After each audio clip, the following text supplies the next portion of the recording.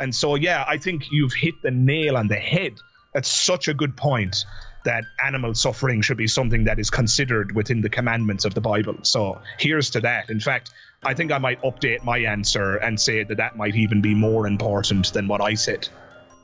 And you see, I've won again. Yeah, I was just going to say, so you're basically saying it was more important than what I said. Fine. Yeah, no, I don't even remember what you said to me. It doesn't matter at this point. This game is a fix. I don't even remember what you said. My answer was so brilliant, I forgot about your shit irrelevant So busy answer. listening to the sound, the glorious sound of my own voice. I don't know was I was even listening to it in the first place. Like, I had very PJ walked off to make a cup of tea while I was talking there. I think I just tuned out until the racket stopped. I was going to say though, the Hand of God is actually one of many services PJ provides of a weekend. That's the name of the package. Yeah. That's the premium package. And for £100, you can have the Hand of God package. Yeah. Yeah. Man with God complex off men for money. Well, yeah, he puts you off on a Friday there, and he'll make you rise again on the Sunday. There you go. That's the resurrection package. Resurrection.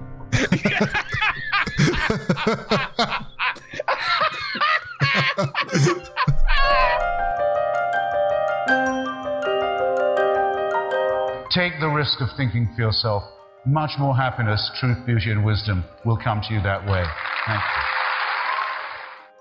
Hey everybody, Magic Skeptic here, and don't worry, the conversation is about to begin. But before it does, I feel like I owe you an explanation. As you listen to the following podcast, what you'll notice is that it's censored. Various words, phrases, and references are bleeped out, but there's a very good reason for that. You see, guys, when you invite Sgt Ducky and PJ onto a podcast together, and when you're friends with these guys for over a decade, let's just say that the conversation tends to get a bit colourful.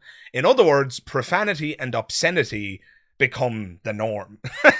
And while that makes for very entertaining viewing and listening, the problem is that the YouTube algorithm doesn't like it very much. The truth is, guys, if I were to upload this conversation uncensored, I would be risking either a strike or, worse still, the deletion of my channel. So while the spirit of the conversation is very much preserved, and you'll enjoy it if you listen to it here on YouTube, the truth is this is the softer version of the conversation. But I've got some good news for you.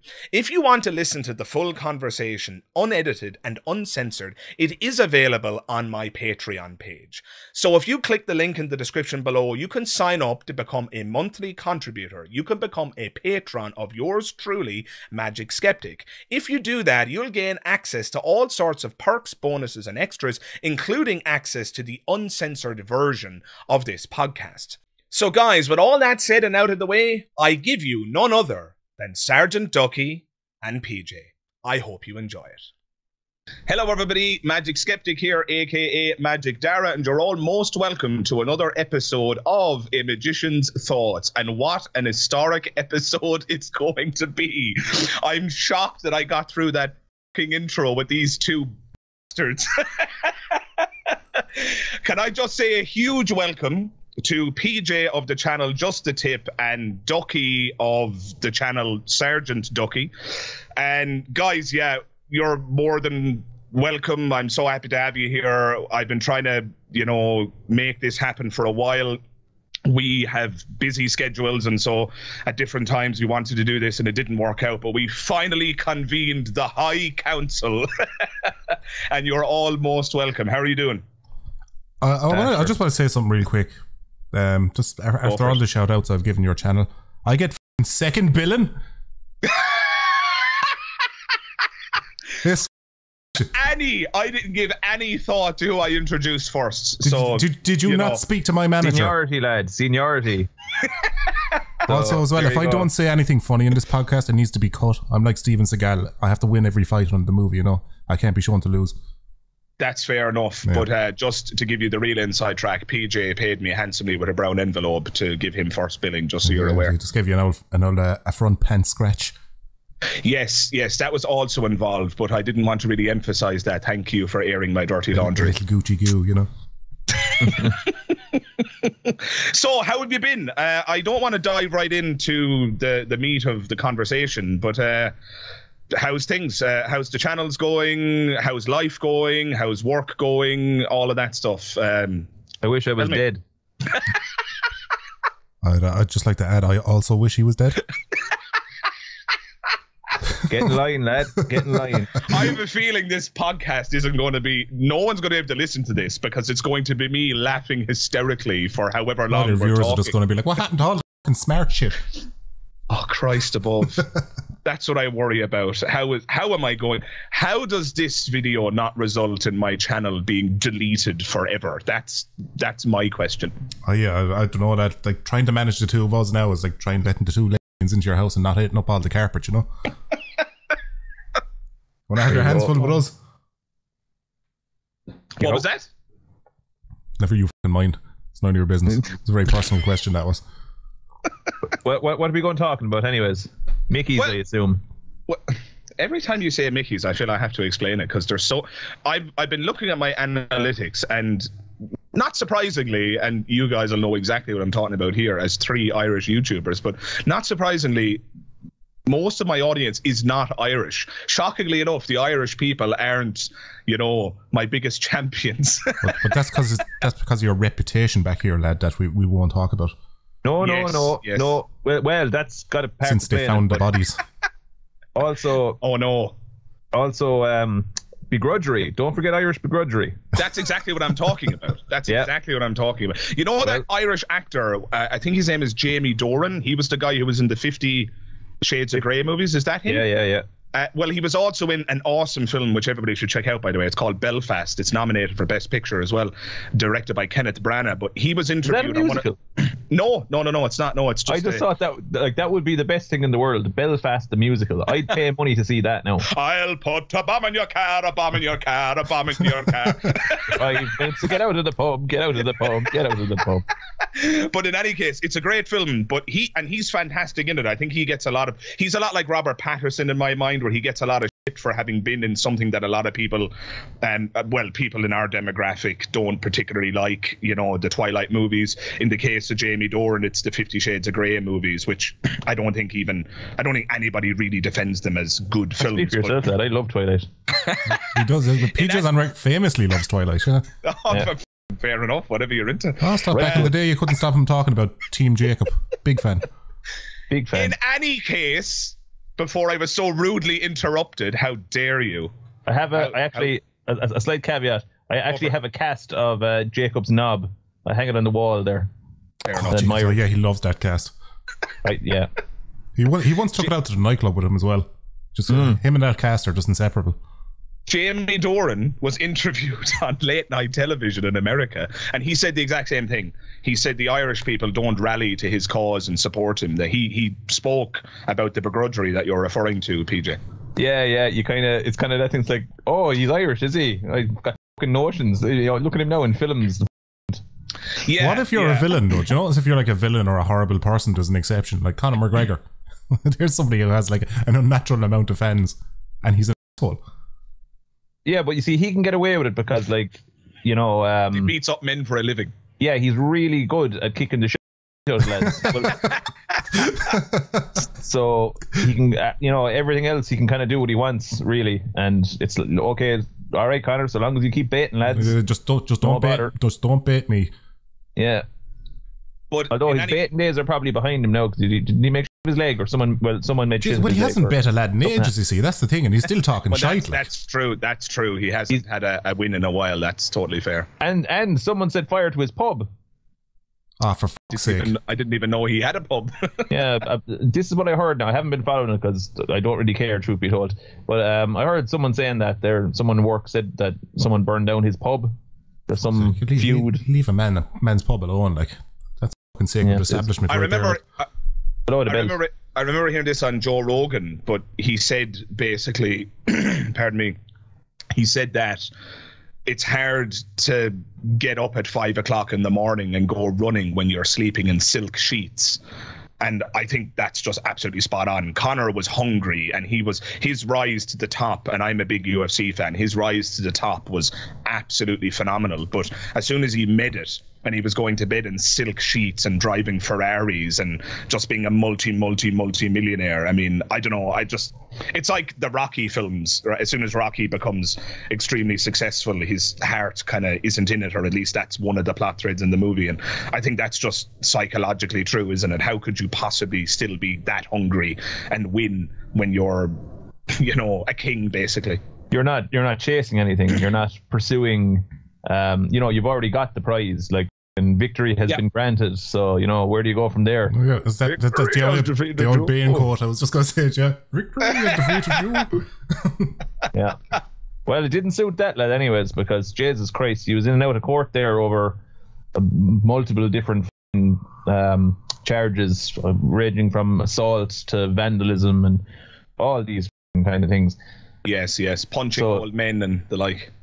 Yeah, punching old men, yeah.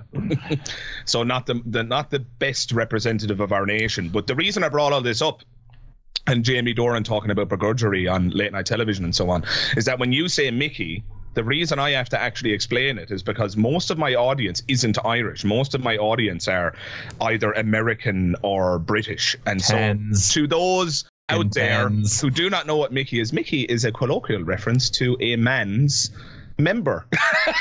Member of what? That's the most polite way I can explain it without a man's appendage, if you will.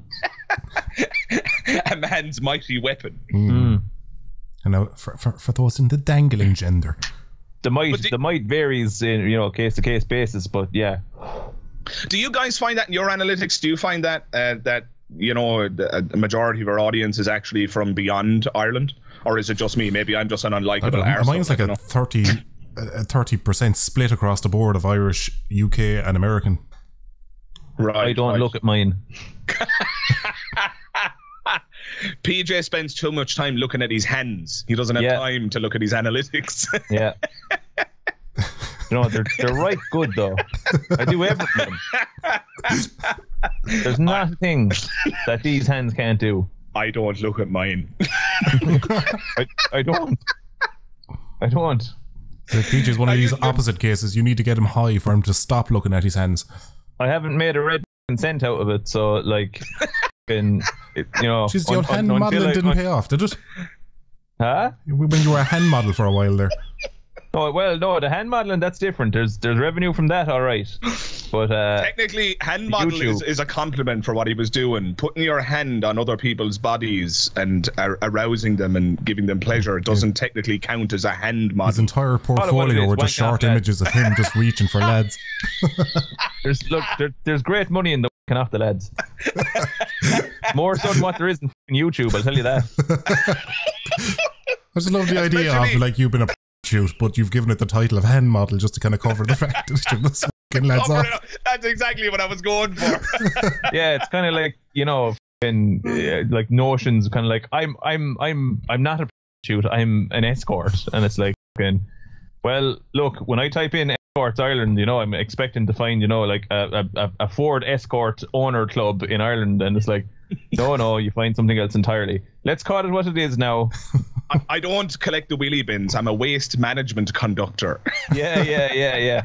Remember you listen, I got nothing against any of those jobs. I get annoyed for the exact same reason when people bestow upon themselves grandiose titles. It's but it's not even people. Sometimes you get it with companies. When you see like on old job websites and they'll put in like sales marketing executive, and you're like, what am I doing? Yes. Like you're doing door-to-door sales. You're like, what the why'd you just say that? Do you recall that there was a story that we discussed once about encountering someone that we knew? Well, it was you that encountered him. I think now, if memory serves, this might have been told by someone else who was just with us, and I just remember it as being you when it wasn't you. But there was a story discussed at one stage anyways about someone that we knew whose job was putting DVDs on the shelves in Tesco. And this person proclaimed that they were the media manager of said Tesco. Yeah, that was me. That was you, yeah. And I know exactly who you're talking about as well. Yeah. They did a similar thing in Extravision when I used to work there. He should remain nameless. But yeah, the media, what was it? The media manager or something. Because his job was to stack the DVD aisle, basically. Yeah. We had similar in Extravision as well when I was working there. It was like if you had a normal sales assistant job, if you were put in charge of just looking after the facing off and stuff of the game section, you were called a games champion. Oh, for fuck's sake. I mean, it's like, you know, I'm a dancer, but really you're a stripper. Like, what? Like, I don't know. I just, people just don't appear to have any shame when they give themselves such titles. You're definitely really a stripper because if you stop Delusions dancing. of grandeur, man. If you stop Delusions dancing, of grandeur is absolutely right. Like, I mean, people setting themselves up for failure. Like, I mean, you see this happen when comedians do stand-up, the kind of comedians who converse with the audience. They ask people, so what do you do for a living? And they say waste management conductor. And, you know, someone like Frankie Boyle will obviously dig deeper and say, what the is that?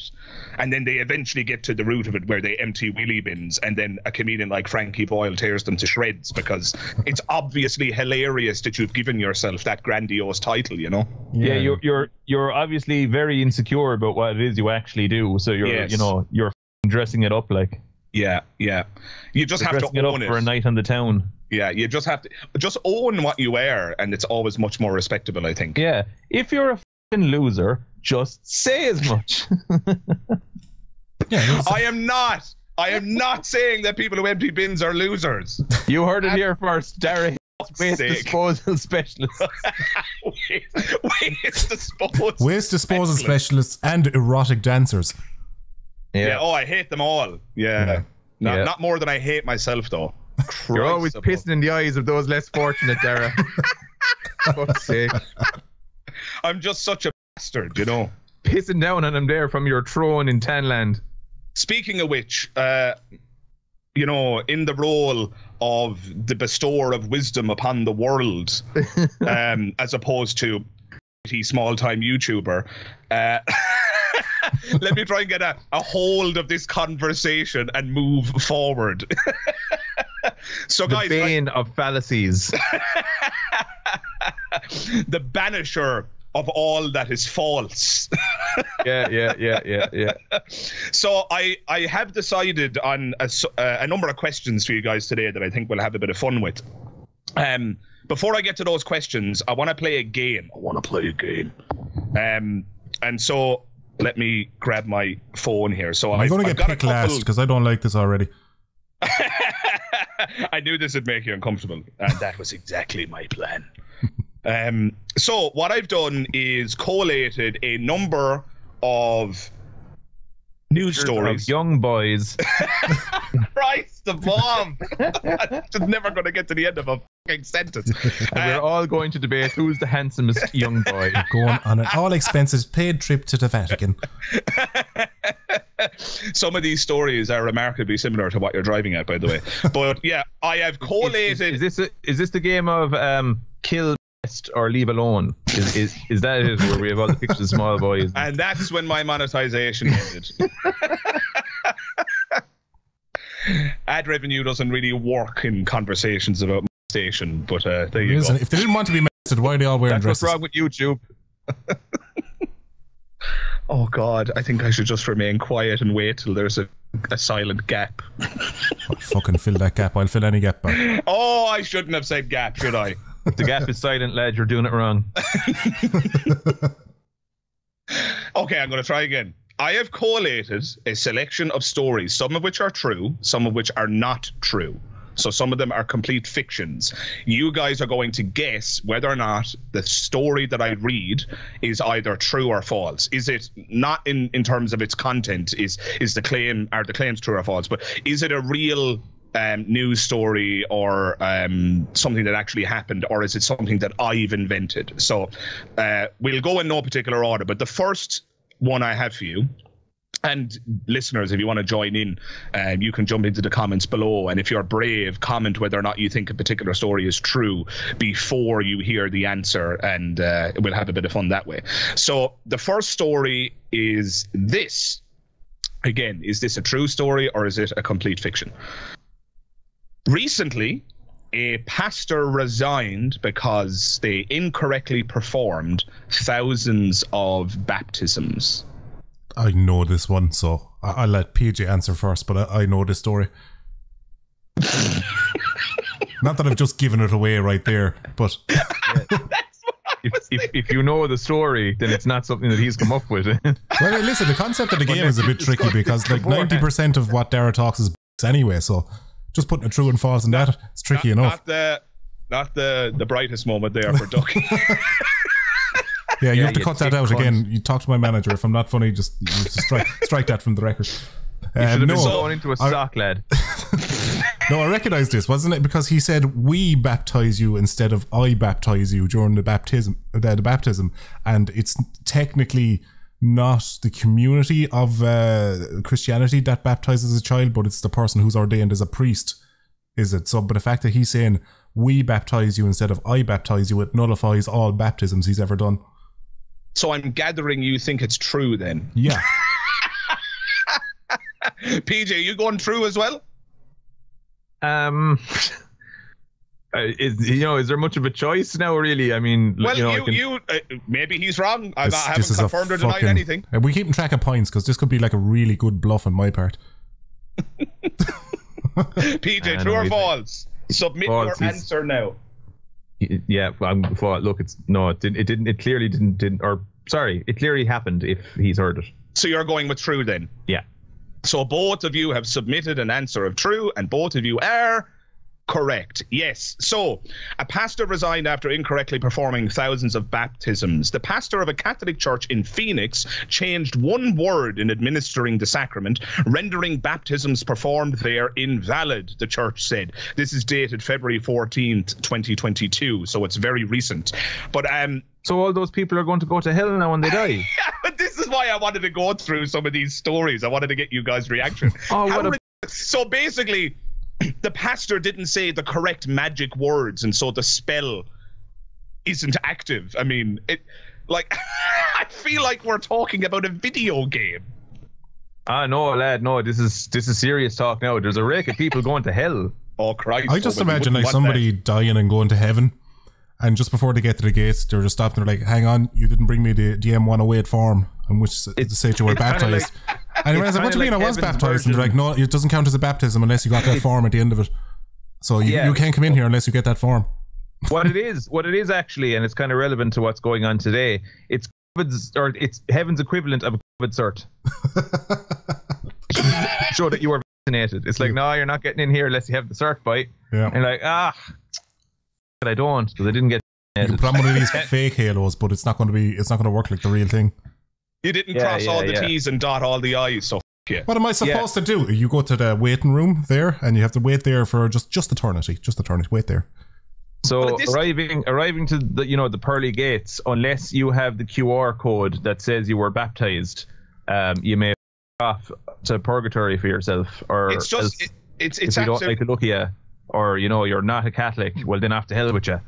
But like, what kind of God do they believe in? I mean, what does it even mean to say that the baptism is invalid? I mean, are they really a bureaucratic one, lad? A bureaucratic God. But are they really claiming in earnestly that because this priest said the wrong word, that somehow or another, assuming it's all real and there is a God and all the rest of it, that somehow this person isn't going to get into heaven because an elderly virgin said the wrong magic spell over an infant baby? It's like, it's just, it's so laughable to me. I think to use it to kind of explain it, to use an analogy to try and understand it, I think it's kind of like, Marvel movie logic where, say, it'll do something that'll undermine a premise that they already set down before, but you're expected to just go along with it, and it's like, look, there's conflicts here in the script, but doesn't matter, we're going to plow on anyway. I think that's what we're expected to do. Who's more likely to get into heaven? Somebody who has been baptized but has since renounced their faith, or somebody who hasn't been baptized but is still religious? They're both going to hell. I don't know, because like if you renounce your religion, that's just kind of a thought, you still have the paperwork. Yeah, but God has a printout of everything that you've been thinking ever, and if he has that, I'm definitely not getting in anyway. So that's it. Yeah, he'll just come on with the highlighter and go, hell. Actually, well, this is a heavenly highlighter. So I was going to say the highlighter would probably run out, but no, it's God's highlighter. So so be no bother there. But yeah, no, he'd have a lot of highlighting to do, and he'd go, no, this lad. Yeah, it was on this Tuesday of this month you taught about f***ing men. I'm just like, I didn't know that was going to be on the test. But I mean, the Bible, like, it's undeniable that the Bible contains numerous examples of thought crime. I mean, Jesus says that if you look upon a woman with lust in your heart, you have committed adultery, which, you know, clearly means that if you're in a relationship and you're married or whatever, and you even just look at another person lustfully, that is in fact tantamount to adultery. I mean, with lust in your heart and wrath in your Mickey. I was just going to say, I found the loophole because the lust is in my Mickey. So what are they going to do with that? I mean, it's chaos. It's just ridiculous. I mean, there's standards that are unreachable and unmeetable. I mean, we all have, you know, desires, some of which we won't discuss here today because some of your desires break the law. I won't say who I'm referring to there, but I'll leave the listeners trying to figure that out. Those kittens were asking for it, right? Oh, Christ above. No. That, you see, that's something that I actually would pull you on. One thing that I can't... Pull me, would you, lad? Yeah.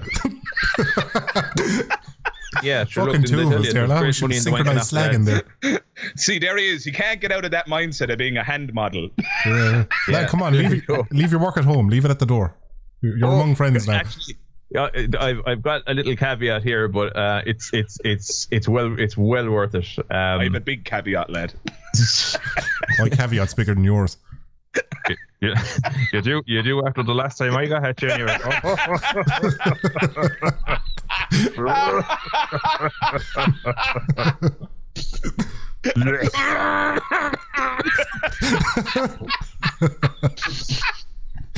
We've had such laugh ripping the piss out of those people who actually exist. Go into any pub in Ireland and there's some sad souls, several sad souls sat around the bar and they're like, oh Jesus. They fucking gurgling their old cola and laughing so hard. Yeah. They're barely alive. It's tragic, but if I don't laugh, the only other option is to fucking cry about it. So that's just a very distinct sound of all your internal organs failing at once. Coughing up your pelvis. Go for your caveat there, PJ. I'd love to hear it. Right. Just on, you know, ridiculous job titles. Here's one that I actually seen. Like, it was during the time that I've referred to on many and other podcasts, I'd say, and what I kind of, where a lot of the ideas for the stuff that I'm working on comes from. But the Great Recession of 2008, when nobody had a f***ing job, and I remember you'd be going aimlessly into places like, you know, the job center or the FOSS office or whatever the f*** it was, and, you know, they'd have like a little screen and you could look at the jobs that were going, and they'd be like maybe 5 of them, and, you know, you're who knows if they even exist. But I remember one day I was in there and there was one particular job on it, and when I saw it I was in tears laughing. I remember I took a picture on it on a camera phone at the time, so the picture quality was absolutely septic. But I'll never forget the job title was erection supervisor.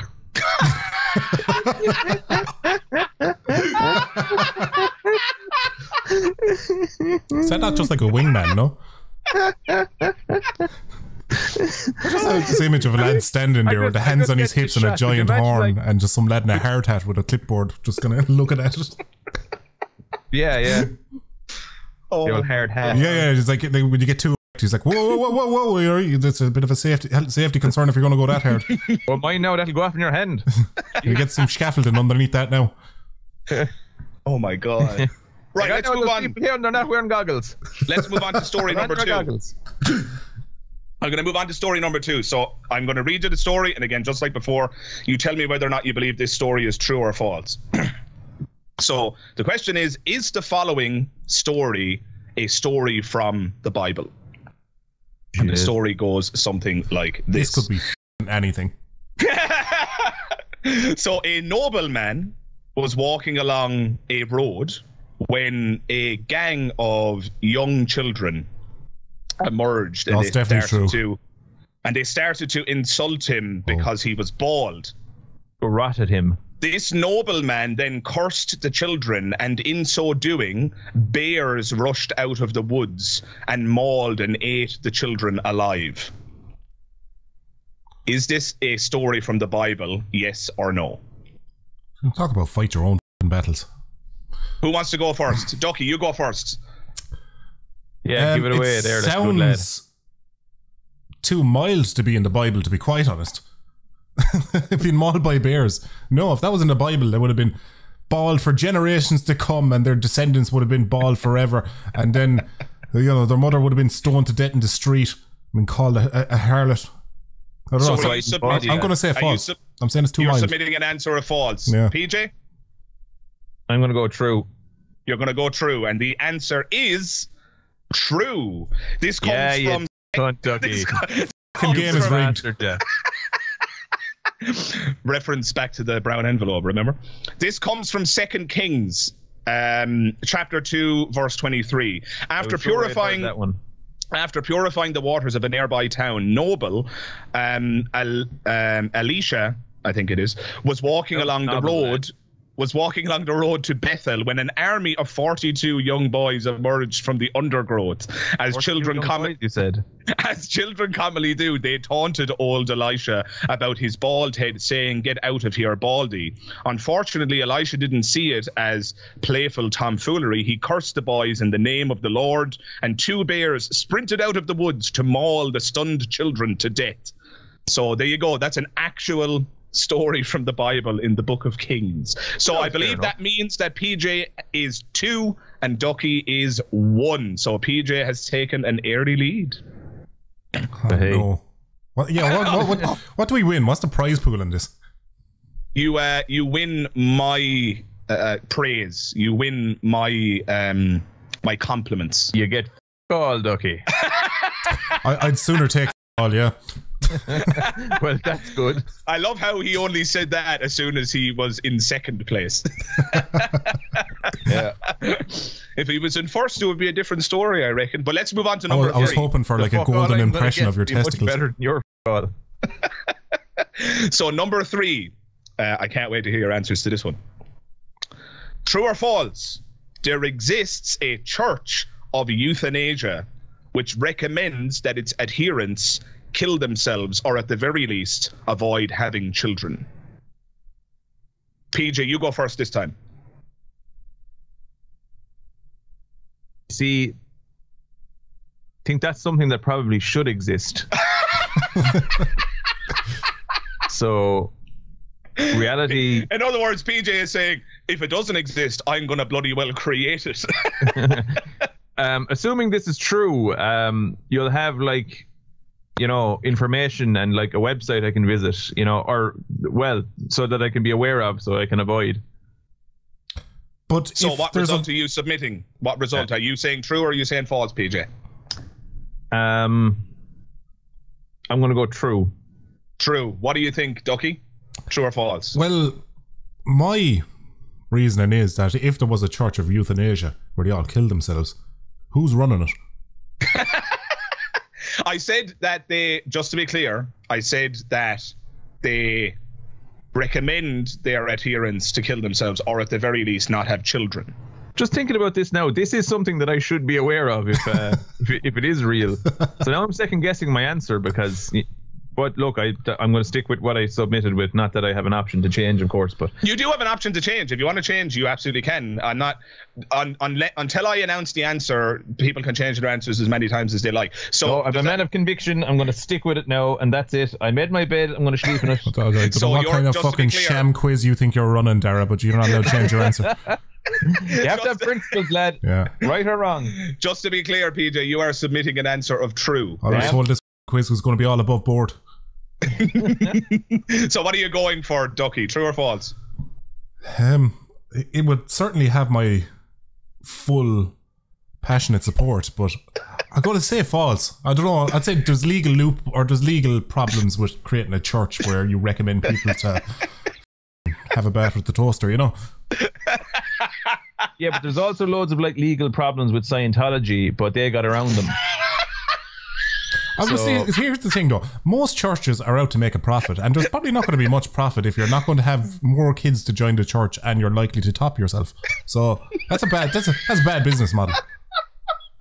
Well, no, you have to just kind of think of what time frame that you have in mind for this kind of thing, because there's like a Ponzi scheme, like where they're just waiting for loads of people to invest and then they off, that kind of thing. Yeah, there's a boatload of people that like would definitely be interested in just like a painless way out of this thing. And if you could provide that service and charge a premium, sure, I mean, like, of course you're going to pay it, because sure, what else do you want the money for? You're going to kill yourself, like.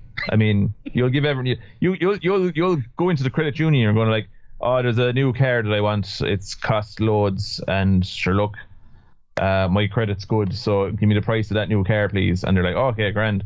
And then you just go over and you top yourself with the money, sure. Win-win there. I mean, you don't have to pay. You get like starter kits though? Like when you sign up to be in this religion, like they send you out like a spud and a $5 worth of petrol. Huh. Or just, you know, a single chair and a length of rope. Hearing you guys debate this back and forth in the absence of the actual answer is the funniest thing that's happened to me all week. What Brilliant.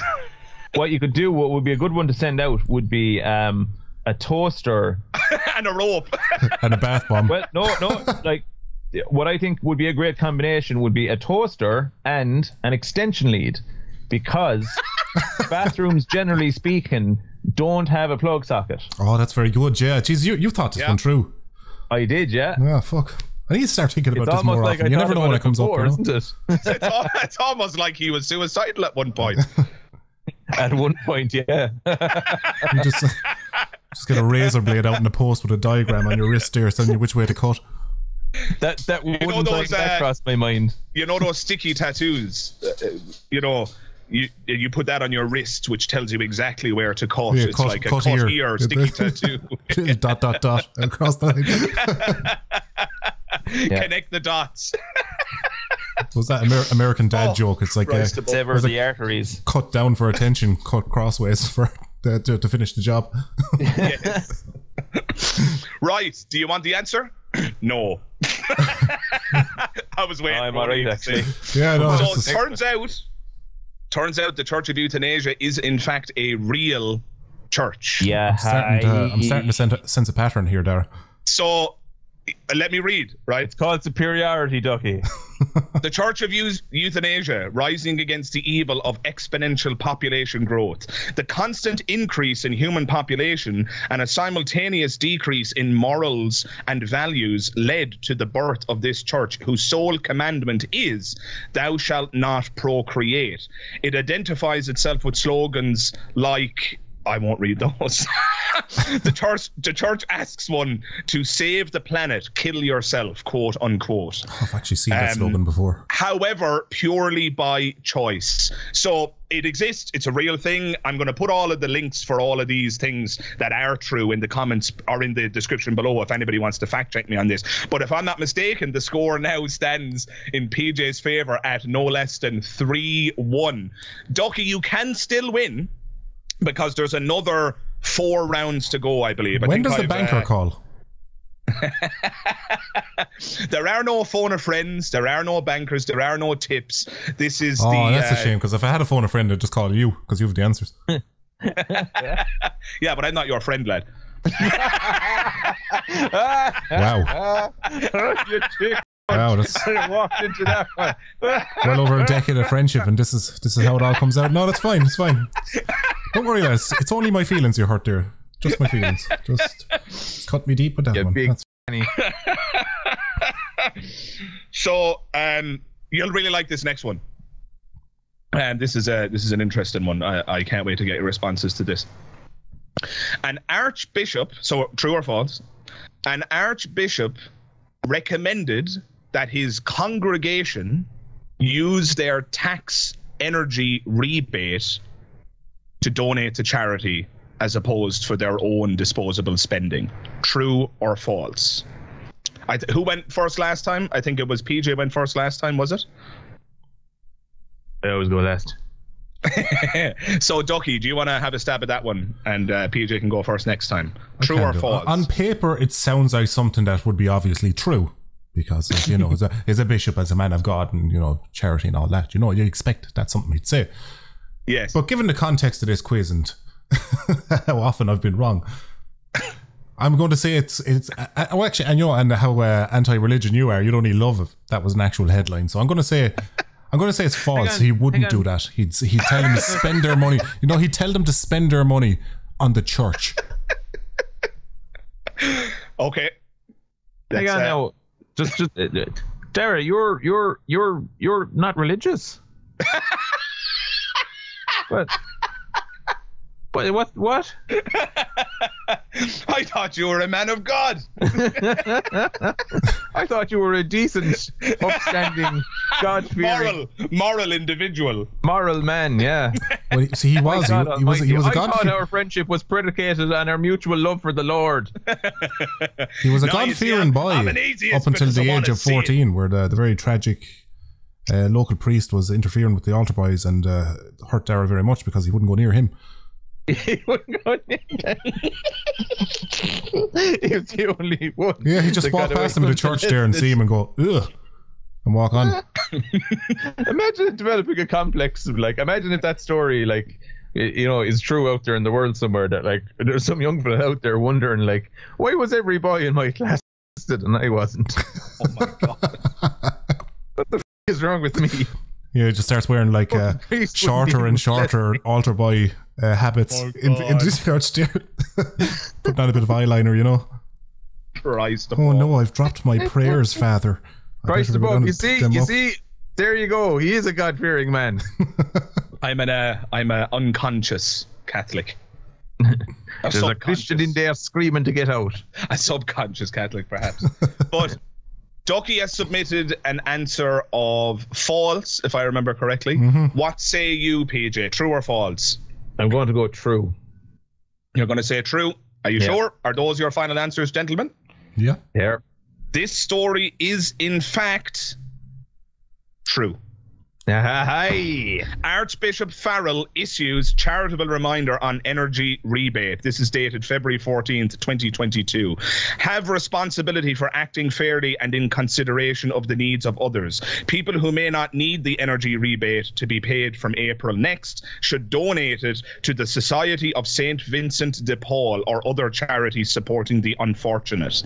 So this is in fact a true story. Ducky, this doesn't appear to be your day. No, do you know what? And I was sitting there going, these are all true, these answers. I bet the next one is true. But then I was like, no, now's the time he'd go one false. I love your psychological analysis. Yeah, I'm playing too hard. I'm playing too hard and it's costing me the game. No, it may be.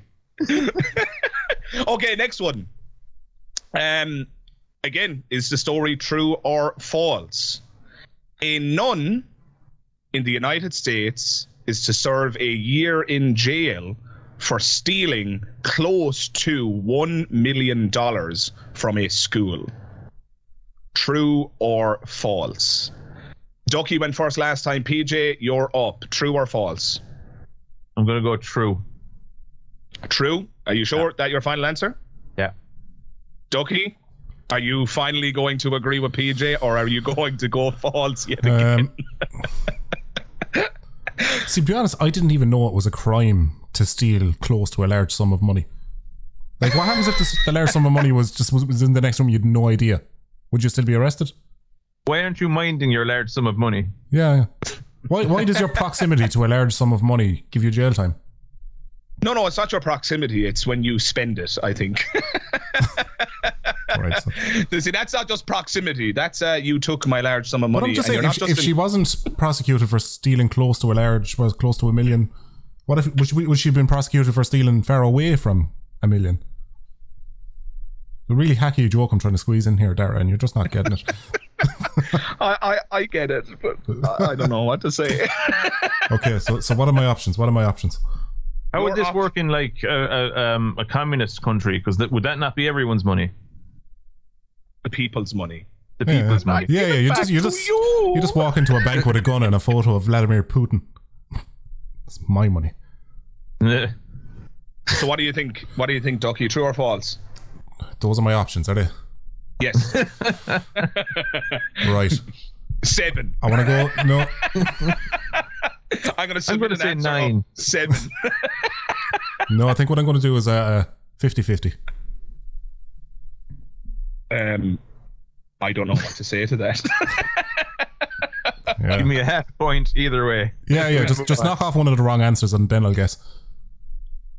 Right. The answer is not 7.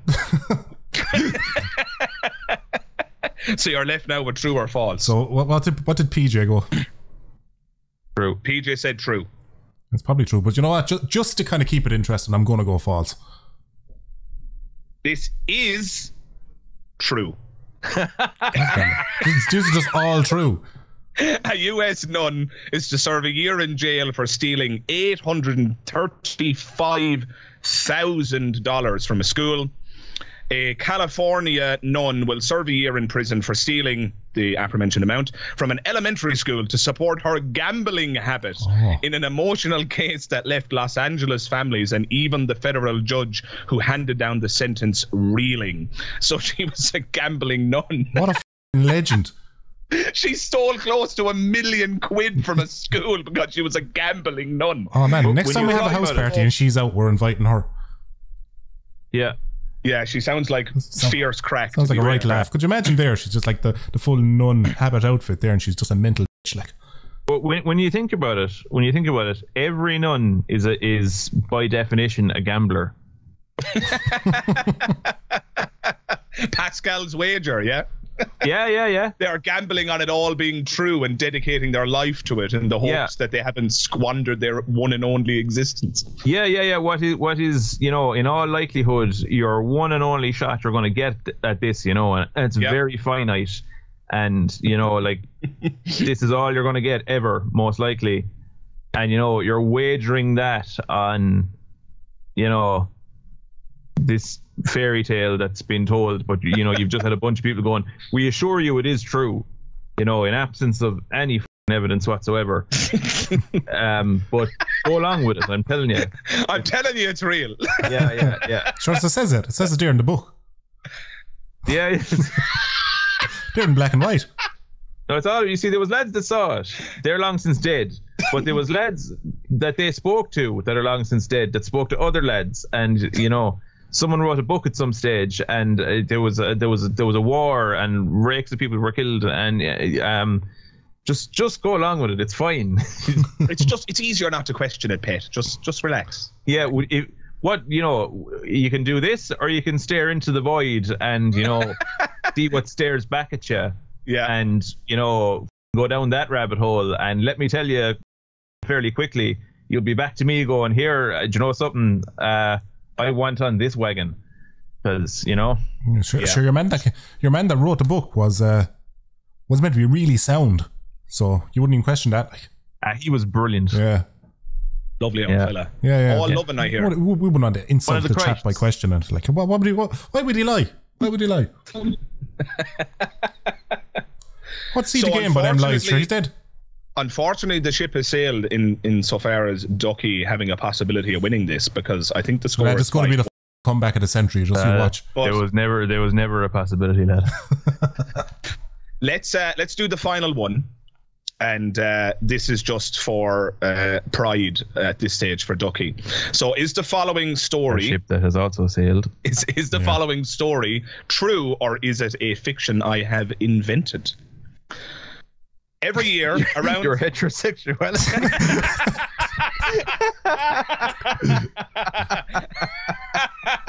How great would it have been if I followed up and said, I like women? Well, I know this one. So, is the following story true, or is it a fiction that I have invented, like my heterosexuality? Is it true or just a silly fact? Police every year around Christmas time end up chasing camels that have escaped from local nativity scenes. Hang on, who chases them? The police. I'll say it again. Police every year end up chasing camels around December that have escaped from local nativity scenes. True or false? Have the camels committed a crime? Blasphemy. No, wait. They're to be. Are they drug mules?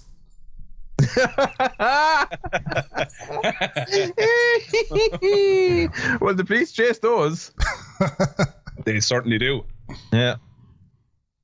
So what do we think? Police, Who wants to go first? Police where? Is it just in general? Not the f***ing guards anyway, let me tell you that. They'll be on there in their little Toyota Yaris. Mule.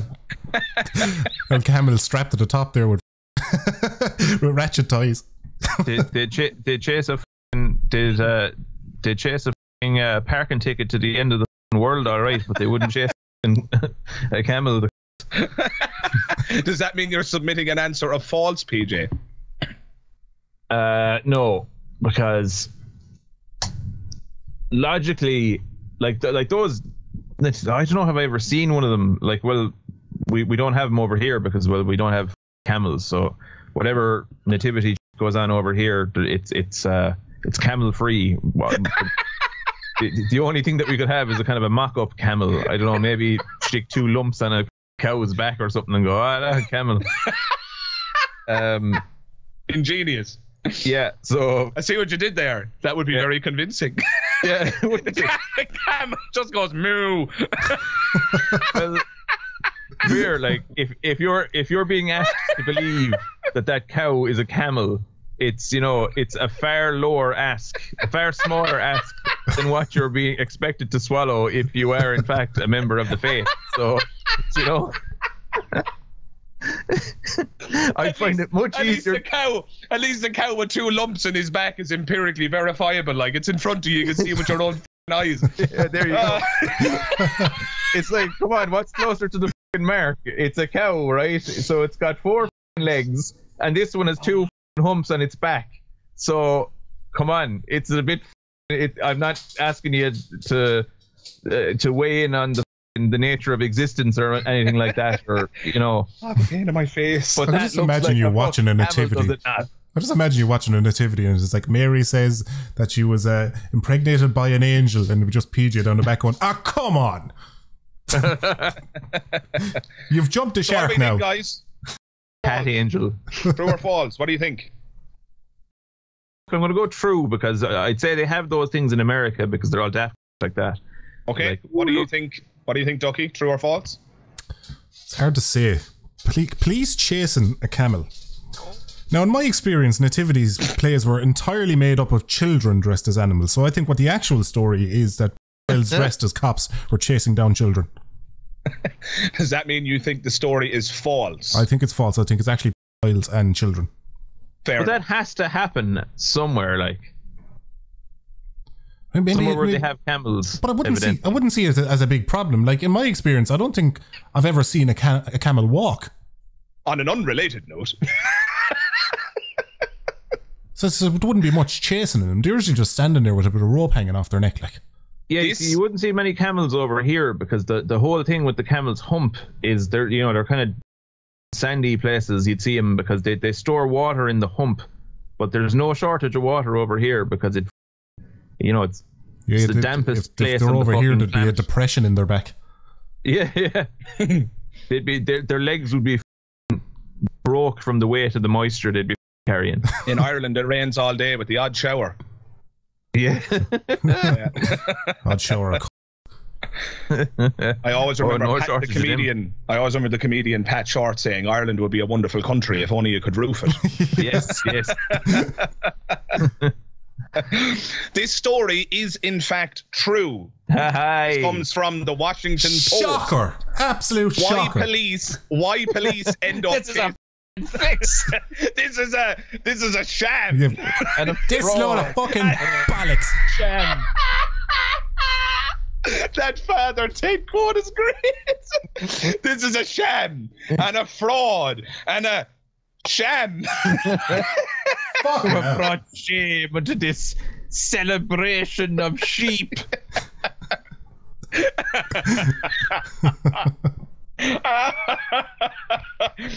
So I'll read it here. It comes from the Washington Post. I out. This is a real article. I'll post it in the description below. Why police end up chasing camels around Christmas time. A camel that recently escaped the nativity scene in a Kansas City suburb joins a long line of fugitives. And the article goes on to detail several instances where this happens every single year, where camels escape from local nativity scenes and the police end up having to chase them. So I believe, if I'm not mistaken, the winner of today's true-false quiz is in fact PJ, and the score is 6-1. Commiserations, Ducky, you have lost, I'm afraid. All of them were true, and I think PJ smelled that possibility earlier on. Yeah, but Ducky, I have a problem with this. No, Dara, I'm going to pull you up on this now. I'm going to pull you up on this, because it's true or false questions need to have at least one false. Otherwise, you're just reading facts. You've just told us facts. A clever ruse. Oh, the fact McGrath. We're not going to be jaunty bantering this away, Dara. I'm very offended by this. Well, you know, facts don't care about your feelings, Ducky, unfortunately. Well, my feelings care about the facts, Dara. Former friend, Dara. Yeah, I thought it would be nice to just collate a collection of ridiculous stories, all of which were true, and trick you guys. So there you go. That's fine. I think, just if I'm not expense. mistaken, but PJ got all of them right, if I'm not mistaken. Yeah. Yeah, that's how you know it's a quiz. Yeah. So, I want to do one last thing with you guys, because we've been actually chatting for close to an hour at this point, and I don't want to turn this into a triathlon of sorts. So I've got a few just kind of fun questions for you guys to kind of round out the conversation. That's good, because those last ones weren't fun at all. Yeah. It's like being back at school. These aren't quiz questions. These aren't knowledge questions. These are just opinion questions. I just want your thoughts on the following questions. Now, some of them, it might put you on the spot. You might not have an answer right away. I've got some answers that I can give, and perhaps we can throw the ball back and forth. Watch me somehow lose this one as well. It wasn't even a competition, but he managed to lose it all the same.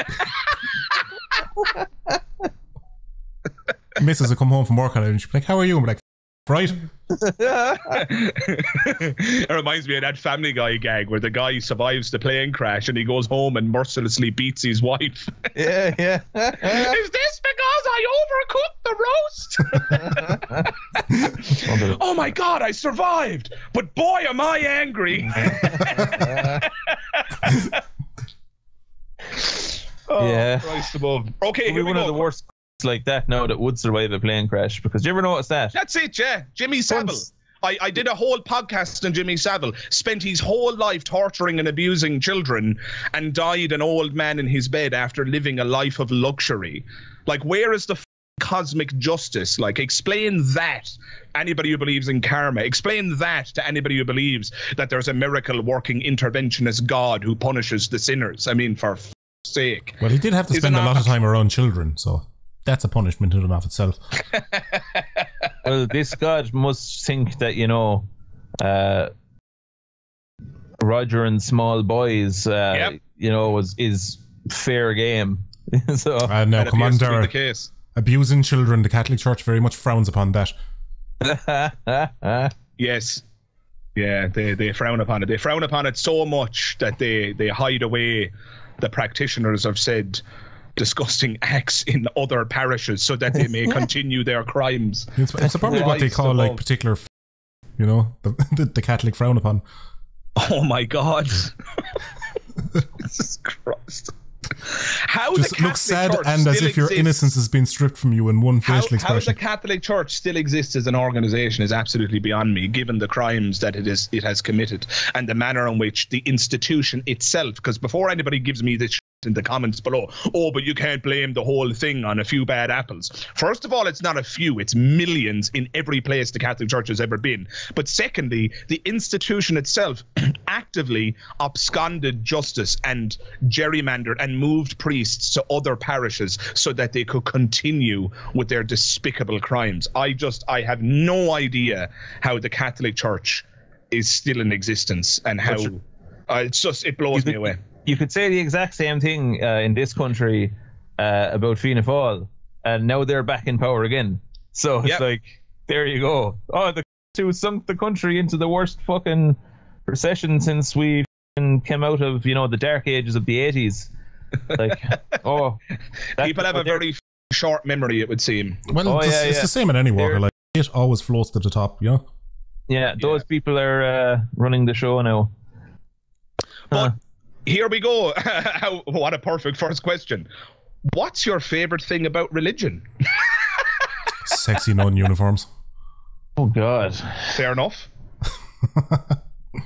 I'll tell you my favorite thing, and I've got an actual serious answer. I did an episode on this recently, but I think my favorite thing about Christianity specifically is the death rituals. I actually really like the way Christianity deals with death. I like the whole procedure. I like the wake.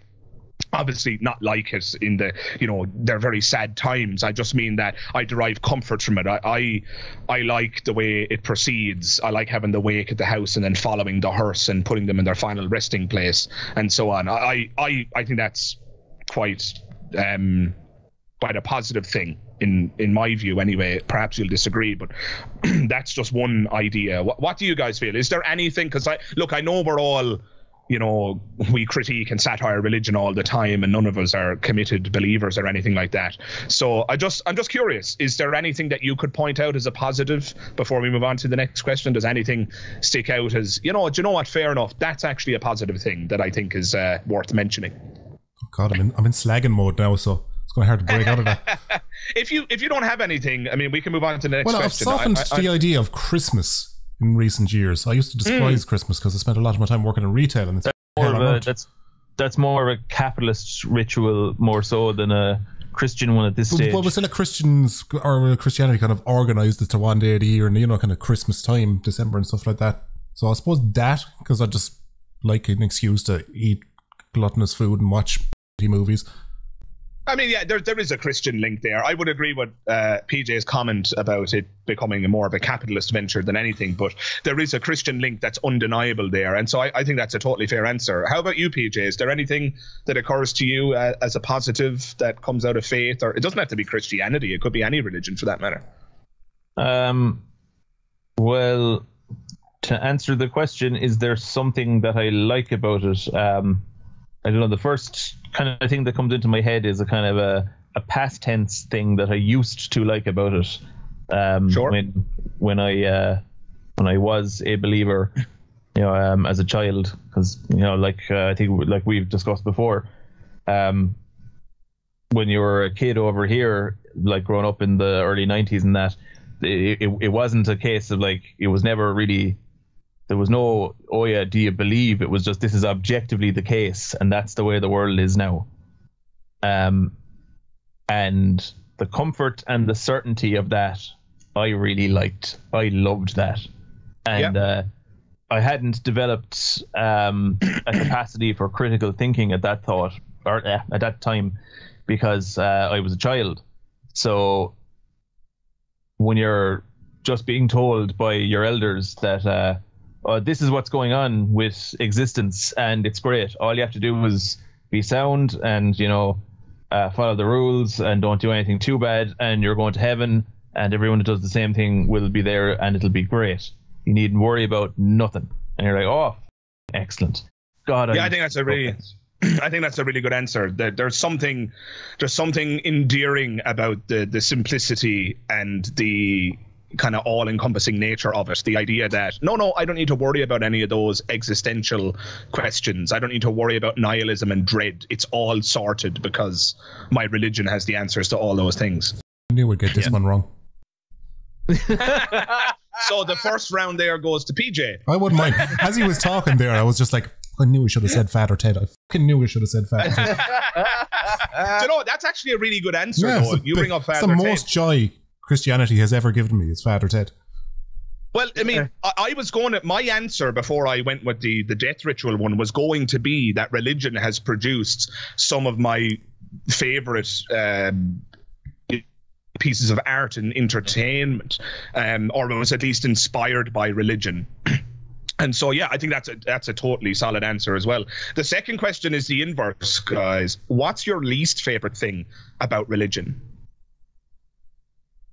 The guilt. Shall I go The guilt. That's guilt. Do you mean that as a genuine answer? Or yeah, is no, that the more Catholic the guilt. answer? That's something you never grow out of, even when you stop being religious. Yeah, it's like do in you know Ireland, what? I you feel agree. guilty about indulging in any of your fucking wants or desires. It's horrible. Yeah. No, I couldn't agree more. That's definitely a thing. It's why you feel guilty in Ireland when you go for a second fucking biscuit. Like, you know, when you want to stick your fingers in somebody you like. It's just guilt. Yeah. Like a strange thing that comes to mind when we're talking about that, say the whole kind of thing. When I kind of think, you know, it's like, oh yeah, that's something that I really don't like. And when I kind of think about it, I'm like, I don't know what to say to that really, because because you know, on paper, yeah, I don't like it. You know, it's terrible. But then it also makes me consider, who the fuck would I be without it? Yeah. Do you know, it's so deeply entrenched into you that you're like, and I can't even conceive of a me absent of that of, you know, said Catholic shame. Yeah. My answer is faith, or at least if faith is being defined as belief in the absence of evidence. And I think there's a lot of evidence to suggest that that's exactly what religious people mean by faith. It really frustrates me when people believe in the absence of evidence. If a genie appeared to me and I could wish for something, assuming, you know, I could wish for multiple things and I could be a millionaire and all those self-serving things, I think if I was allowed a wish for the betterment of humanity, what I would wish for is a world where people change their minds readily in the presence of evidence. That would be my wish, and I think the world would just be a better place if that was the way our minds worked, as opposed to functioning on emotion and comfort and, oh, but I believe it because my loved ones are dead and I want to see them again. All those kinds of reasons, which are just not reasons, frankly speaking. As human as they might be, they're irrational reasons, you know. So that would be my answer. Have you guys anything else to add there before we move on to the third question?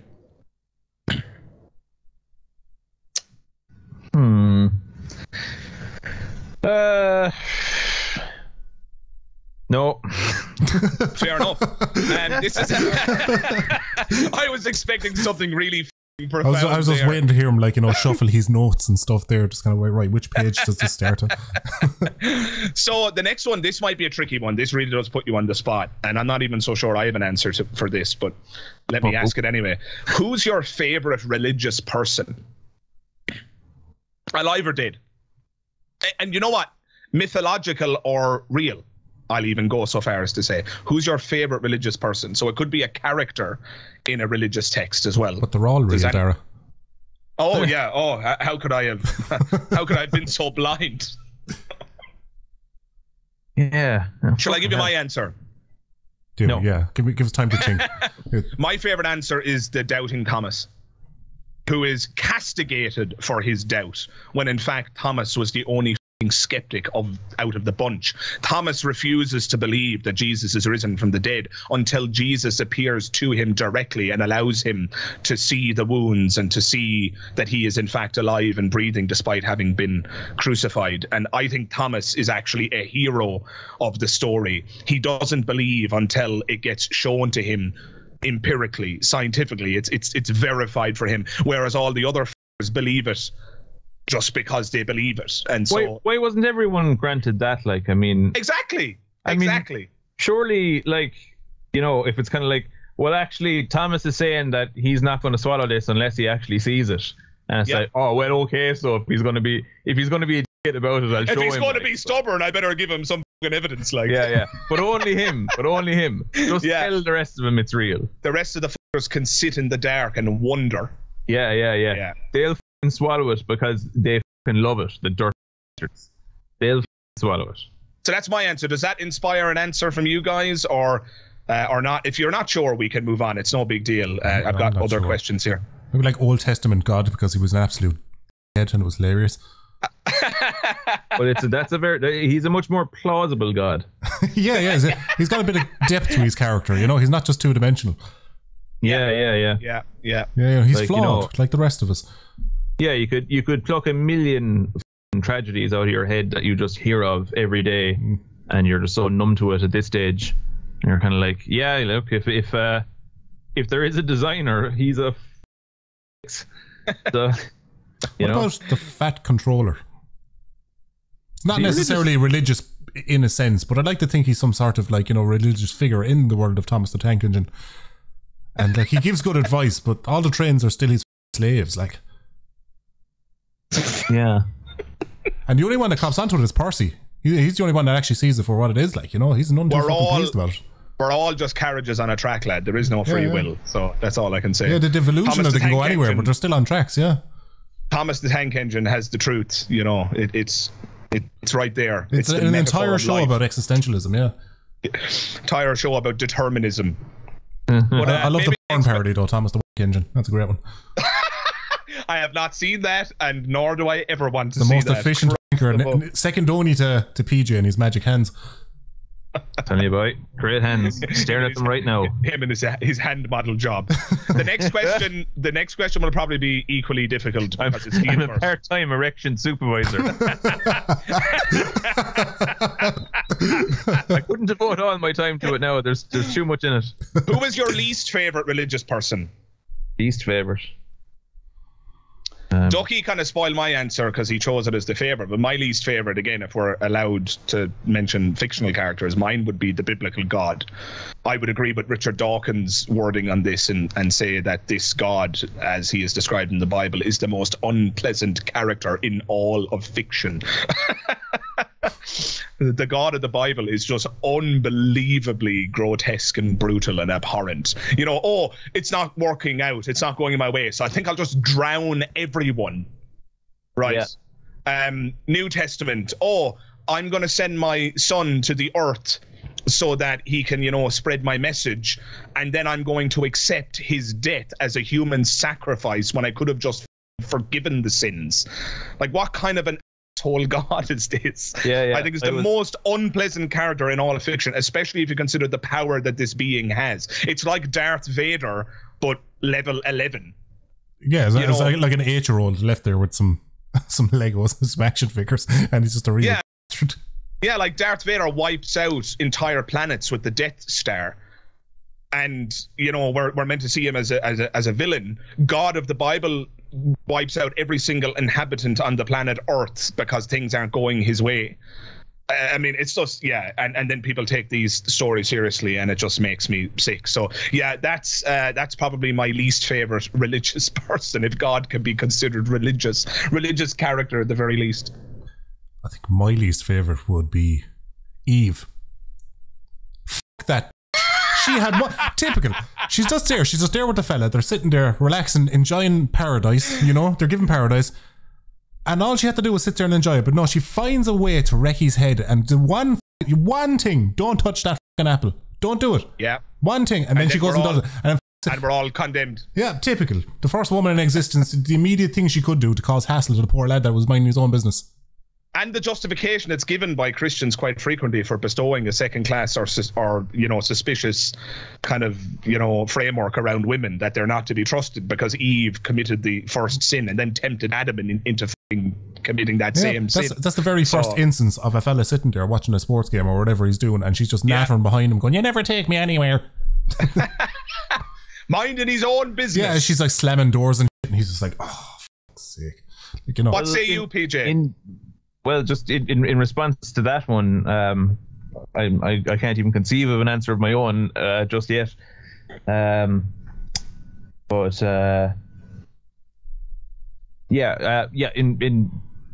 no, I've completely lost my train of thought. What was it you said there again, Ducky? What was your answer? Eve. Oh yes, Eve. Yeah. Brilliant. In defense of Eve, I reckon it was a matter of time until fucking Adam did it, because if I've ever, people's instinct to self-sabotage, like, well, my own definitely, like, and I'm right good at it. I'm top class at it. So I'm just imagining a scenario in which, like, they're there for I don't know how many, like, eternities. It was going to be the case sooner or later where Adam just goes, you know what? F this paradise shit. Like, bit of chaos. I'd love a pint of cider. Yeah, and he'd probably have went up to God, ate the apple right in front of him and said, I'm sick of this shit. Go on and do your worst. That's probably what would have happened. That's fair enough. I suppose eternity of paradise would be boring, wouldn't it? Yeah, that's it, yeah. Existence is pain. Well, Christians, just invoke magic here, and they say that boredom wouldn't be metaphysically possible. It just wouldn't be metaphysically possible. But I have the same response to that every time. If indeed you're going to suggest that some people go to hell and other people go to heaven.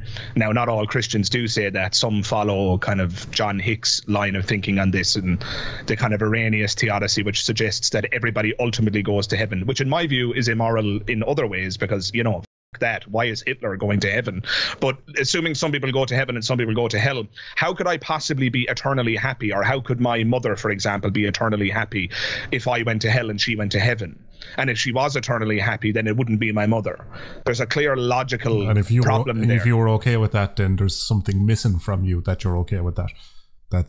Exactly. That takes away from it. God has robbed me. God has robbed me of my actual personality and turned me into a heavenly automaton. And that would be evil in and of itself. So the whole heaven thing doesn't make sense at all. I've done a full podcast on that if anybody's interested. What? But since when? And what if your personal heaven was a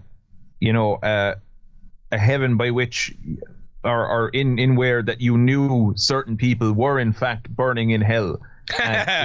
Without that element, this wasn't heaven for you. It always could have been made better by the fact that you knew certain individuals were burning in hell. We're suffering. Yes. What if you were like a very well-behaved pedophile, and your idea of heaven was pedophile things?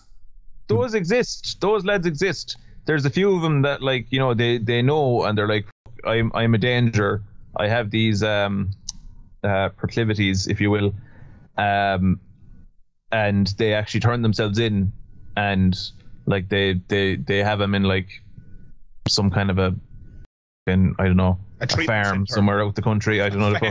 Treatment center, yes, yeah, and the recovery rates are minuscule to zero because it turns out one can't change their sexuality. Yeah, and could you imagine he's heaven? That attitude, Dara. Could you imagine what he's heaven it'd be like? It'd be just a load of children everywhere and him running around like it's a trolley dash. Christ above. Right, let's move on to the next question. If you had to, what religion would you follow? Or, if you could click your fingers in the morning and be hopelessly convinced by one of them, assuming you believed all of its tenets, it's just true as we're having this conversation right now, which religion would you volunteer to be just completely convinced by? Lad, I was taught in Ireland. I don't know about any other religions. What do you think? Other religions? What are you talking about? Other religions? So in Ireland, they just teach other religions like their fucking Wi-Fi passwords. That's as much as you know. They're just weird names. Remember that in Father Ted. What other gods? False gods. World of a religion. What the hell are you on about, Billy? Where he's going on about the tribes in Africa that knock the shit out of each other for however long, and next he's like, but I think you are the man to bring them together in the spirit of harmony. Tell me, Grilly, do you know how to make arrows? Not to worry, it'll come to you. The grin on his face, knowing full well he's sending him to his death. And then he walks over behind Dougal and he goes, and for this, cabbage. It's amazing how many places in the Philippines function without some underground sword system or some shit. Yeah. So, any answers then? Would there be a religion that you would volunteer for? My answer is Buddhism. If I was going to be hopelessly convinced by the tenets and beliefs of a religion, I would choose Buddhism. I find Buddhism to be the least offensive. It has its own metaphysical garbage that I don't believe in. But there's no God drowning the inhabitants of the earth. There's no God even per se.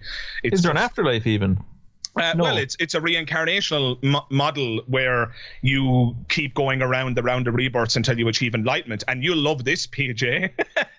The end goal for many Buddhists is to achieve an ultimate death and to escape existence, because they agree with you when you say that existence is, in fact, suffering and is intrinsically connected to suffering. So their end goal, like, they do very different things with religion in the East. In the West, we appear to be just infatuated with the idea of continuing to exist, infatuated with the idea of an eternal blissful afterlife, whereas Buddhists, many of them, seem to be interested in escaping existence. They view the idea of death and non-existence as an end worth achieving, because existence is suffering. And so, yeah, I have a lot of truck with a lot of Buddhist tenets. I suspect after explaining all of that, we're going to have some agreement here, perhaps. So yeah, with well, that, yeah, like, you know, we live in a reality where Ed Sheeran is a successful musician. You know, let's escape existence. Let's get the. What say you, Ducky? What do you think? Probably go Mormon. I could do it in a few extra young ones there to keep the house tidy.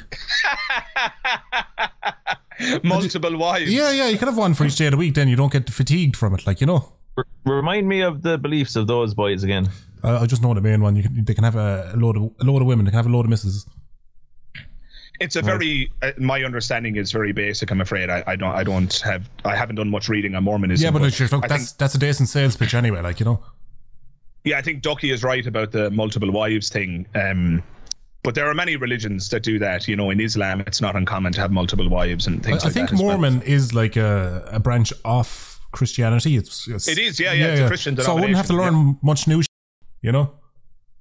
That's a fair point. Yeah, so you'd have some familiarity there. Low risk, high reward, yeah. So Ducky the Mormon, Magic Skeptic the Buddhist, and PJ the Buddhist as well, is it? What's that church where you want to top yourselves? That'd be ideal for PJ. Oh, yeah.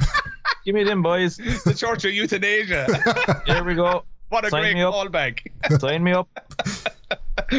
All right, next question then. And we're almost there. This is the second last question.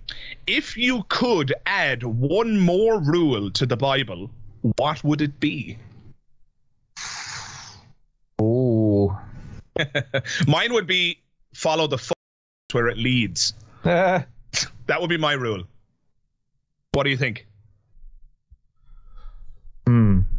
Oh, I could destroy it in one foul swoop. Priests are not paid. That's an interesting rule. Yeah, it's voluntary. It's all voluntary. Where do priests get their money? Well, they get paid proper. Like, it's a proper job for them. They get paid like a salary or whatever. Do they? Yeah.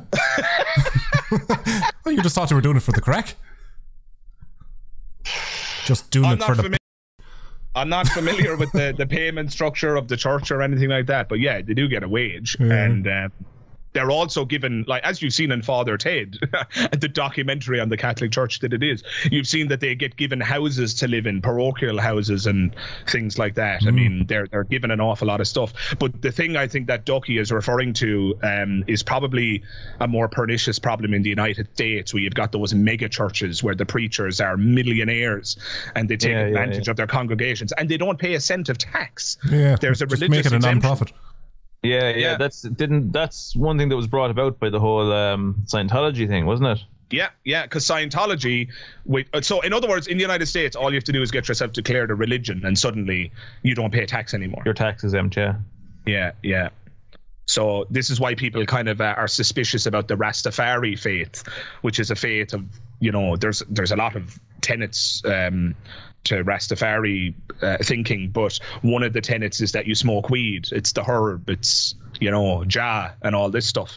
And so some people are rather cynical. Now, I think there are genuine Rastafari believers out there, but there's no doubt some selection of them who are just caught. They just want to sit around and smoke dope. And so I just got a mental image of like PJ sitting there right now with one of those Rastafarian hats on him. Just talking away. But yeah, as soon as you make being a religion have, or as soon as you make it such that your laws confer upon you a financial advantage for being a religion, you've instantly incentivized the unscrupulous assholes of the world to gain the system. And some people are suspicious about the Rastafari faith for that. Some people are suspicious about the Church of Scientology. But I don't think you need to go that far at all. The fact that the church in the United States has and owns as many buildings as it does, and the fact that it never has to declare any of its earnings or what it spends their earnings on and so on, I just think it is just an invitation for criminal activity. And I pray, ironically, for the day when all that comes to an end. So, do you know what? That would have been a great rule to put in the Bible. Thou shalt not receive financial compensation for one's religious activities. You'd see fairly quickly how they'd sort them in from the boys then, pardon the pun.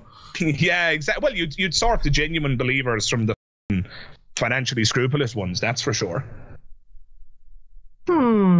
So that was the rule that was introduced by Ducky. PJ, did you have a rule you wanted to introduce to the Bible if you could?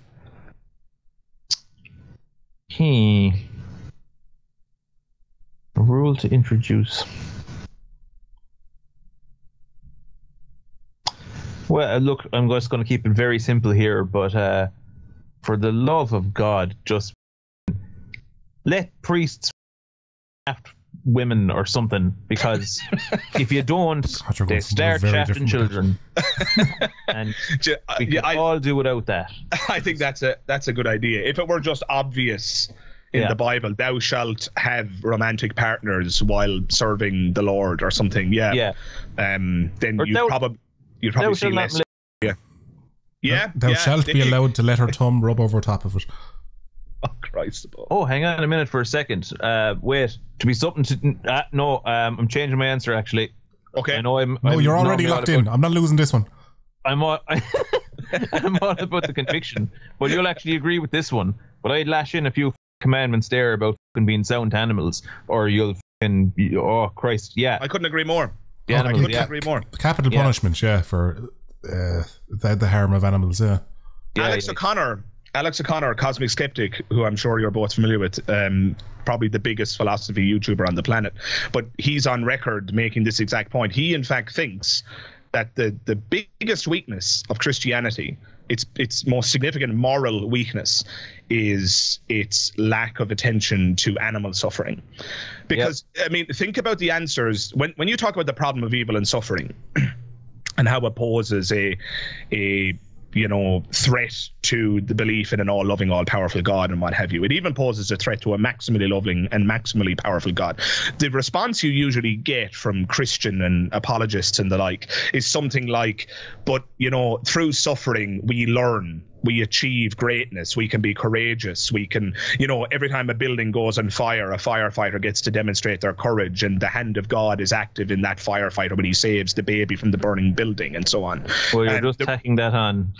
Well, yes, I agree with you that they're just tacking that on, but please notice that none of those justifications work for animal suffering.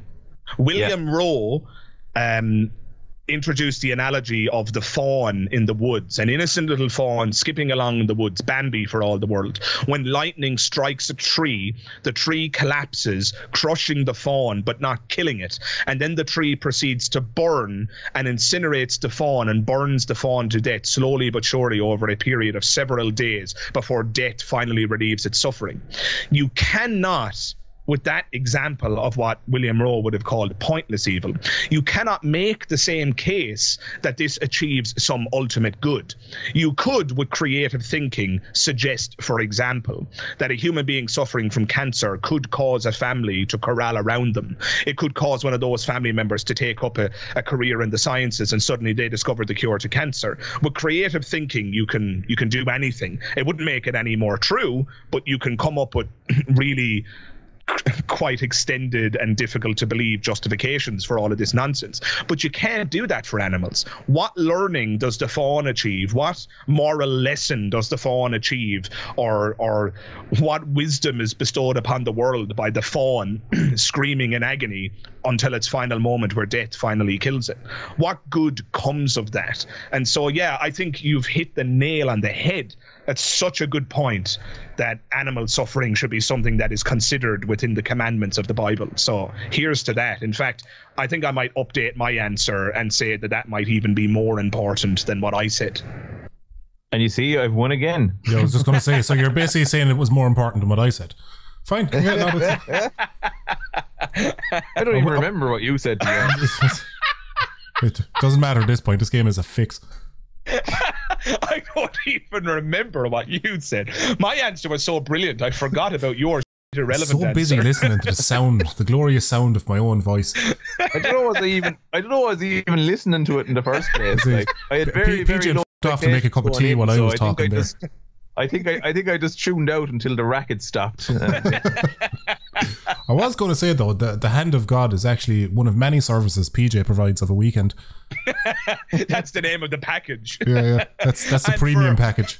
And for £100, you can have the hand of God package. Yeah. Yeah. Man with God complex off men for money. Well, yeah, he'll toss you off on a Friday there, and he'll make you rise again on the Sunday. There you go. That's the resurrection package. Resurrection.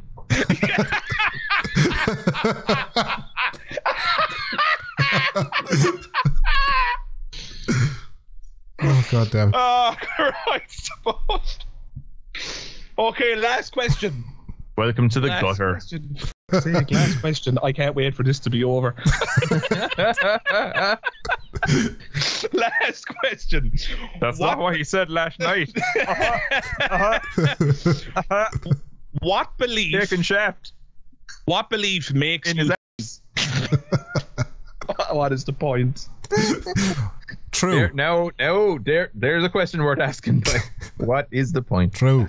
I got this one. This one's in the bag. I have a feeling that Ducky's going to win this next round. So, what belief makes you think that someone is very stupid? Now, I'm not just talking about religious beliefs. This could be anything. Supernatural, ghostly, ghouls, goblins, whatever it is. What belief, if you meet someone and they say it out loud, makes you think, oh, Christ, I'm dealing with a dimwit? I'll give you my answer. And then you guys can use that as a springboard. You might even agree with me here. But as soon as somebody starts talking about herbal remedies and homeopathy and quote-unquote alternative medicine, that is something that just makes me think I'm dealing with a moron.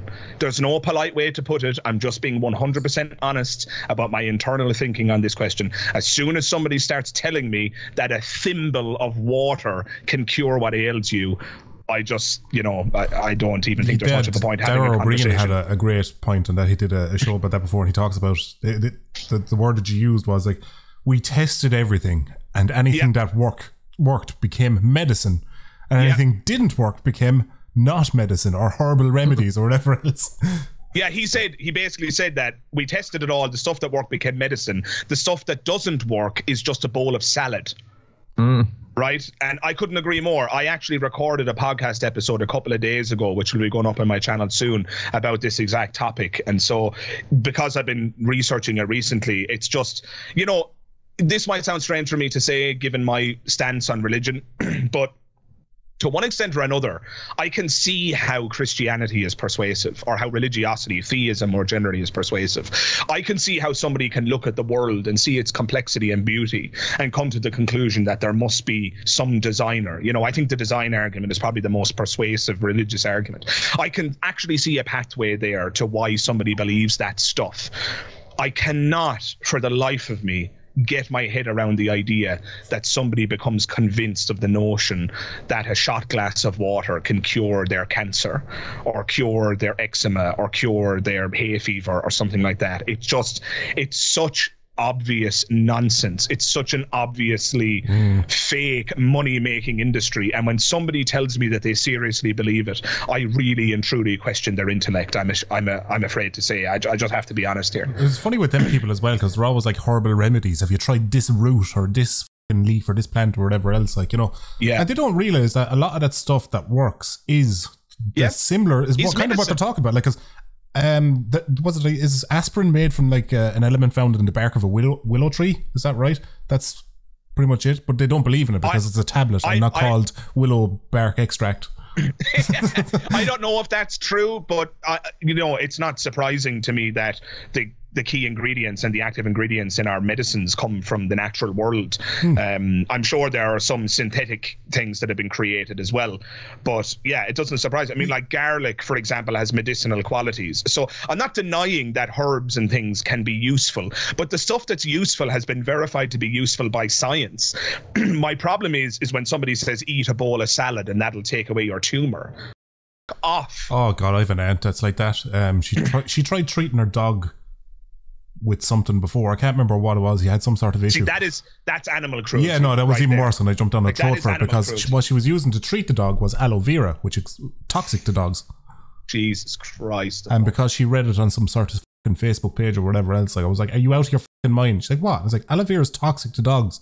It's like aloe vera. I decided to treat the dog by putting its head in the fucking microwave. Yeah, it's like, how can you own a dog and not Google every single thing you fucking give it? Like, that's a good pet owner Googles this shit to find out, can I or can't I give this to a dog? Like, it bothers my mind. But if I was to pick something, I would probably the obvious answer for me would be like flat earthers, because people in ancient fucking Greece, reasonably educated people in ancient fucking Greece, knew the world was round. How is this still up for debate? This was settled thousands of years ago. Not even Christopher Columbus thought the world was flat. That's a myth. He knew it was round. He just thought it was smaller than it was. But if I had to pick something that gets me personally, it's karma. God, I fucking hate when people say, oh, that's bad karma, or karma will get them. No, it won't. Yeah. Bad shit happens to good people, and good shit happens to bad people, and there's no consequence unless you make that consequence happen yourself, or you impact yourself. The world and the universe is not going to correct everyone's fucking wrongdoings. That's not how life works. There's so many fantastic examples of assholes not getting just desserts. Yeah. Like you were saying, Jimmy Savile. Yeah, exactly.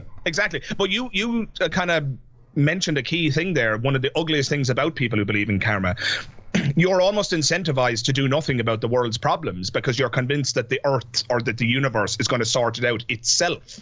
It's a way of absconding responsibility. It's a way of saying those people are suffering over there, but I don't have to do anything about it because the universe will fix it. F off. Shit gets sorted when we take ownership of it. Yeah, that's when it gets sorted. Exactly. It's like somebody slights it, you're not going to go, oh, well, karma will get them. And the worst thing about the karma thing is it's reasonably educated people or people of great time for that still use the word, oh, karma will get them, or that's bad karma, or like, this kind of thing. That bothers me. Yeah. PJ, do you have anything to add here? Oh, he would have tuned out when I was talking there, lad. You're going to have to catch him up. Yeah. A particular belief system or tenet or idea that somebody can express that makes you think, oh Christ, I'm dealing with a moron here. Well, I don't know, the first thing that's springing into my head is like, say people who believe in like fortune tellers and tarot cards and all that. Yeah. And was it the old star sign jobbies? What's that? Zodiac, astrology, or all that. Astrology, Zodiac, yeah. That's a multi-million-dollar industry as well. Yeah, it's just a massive pile of fucks. I'll tell you my one-word refutation for star signs and astrology. Wonk. Twins. Huh? Twins have the same star sign, and yet they live separate lives.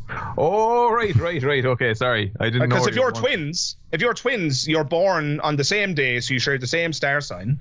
Yeah. And you grow up, and then one twin goes on and becomes a heroin addict and dies of an overdose, and the other one becomes the CEO of a Fortune 500 company.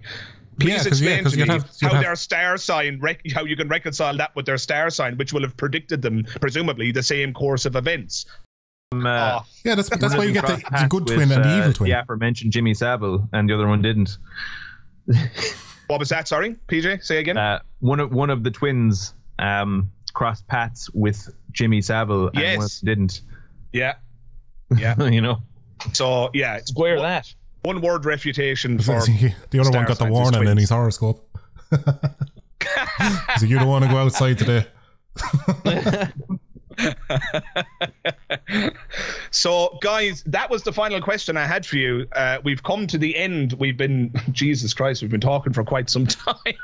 So I think it's time that we bring this to a close. I'm terrified about asking this question, but do you have any final comments to add? Yeah, this was a podcast. I didn't enjoy it at all, and both of us are here under duress. That's only because you lost in the quiz, lad. It's just you fucking lost in the quiz. Fuck you. Quiz anyway. Nick, if we're ever on your podcast, lad, you can conduct the quiz and you can organise with PJ with a brown envelope in the background, and you can humiliate me and I can lose. She just called out my plan there. Now I'm bothered by that. Any final thoughts, PJ, before we wrap up? Wrapped right there now. Any final thoughts? None worth saying, really. That's a dark comment, PJ. I don't know what to say to that other than I hope you're well. Thanks, lad. I hope you're well as well. I am. I'm very well. And guys, can I just say thanks very much for doing this. I know it was a long time coming, but I'm delighted that we finally got a chance to sit down. I know my subscribers have been asking for this for ages, and so it's brilliant to finally have gotten it done. And now they won't ever ask for it again. now that they've seen the fruits of such a calamity, that they'll be very unlikely to go the other way, because we're three powerful lads. Like, so this podcast could be like dividing by zero, you know. Oh Christ! Somebody just hit play, and next thing, just fucking heavenly white light will just blare out from their phone.